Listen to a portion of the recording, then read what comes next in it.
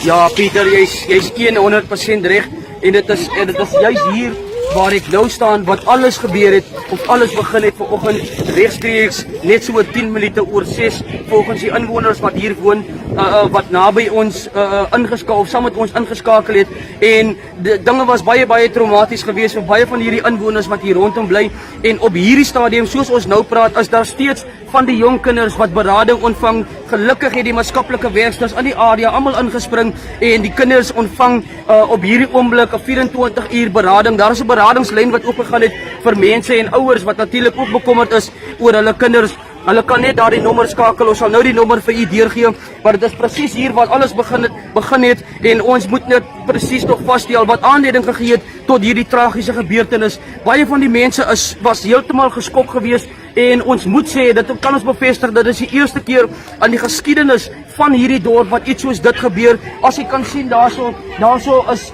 lê 'n bloedkol. Dit is een van die plekke waar ongelukkig een van die slagoffers amper sy lewe verloor het met hierdie tragiese gebeurtenis hier in Viliersdorp. Nog nooit, soos ek gesê het, in die geskiedenis van Viliersdorp het dit al ooit hier gebeur. Die mense is getraumatiseer, mense is seer gemaak.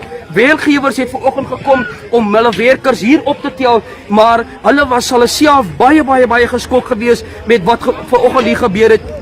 En dit is so tragies en dit is so hartseer. Iets soos dit kan 'n mens nog nooit verwag in so 'n klein dorpie soos hier in die pragtige plek. Baie lieflike mense wat hier bly, maar hierdie mense gaan gebuk onder trauma op hierdie stadium soos ons nou praat. Dinge lyk nie goed nie op die oomblik soos jy kan sien rondom my.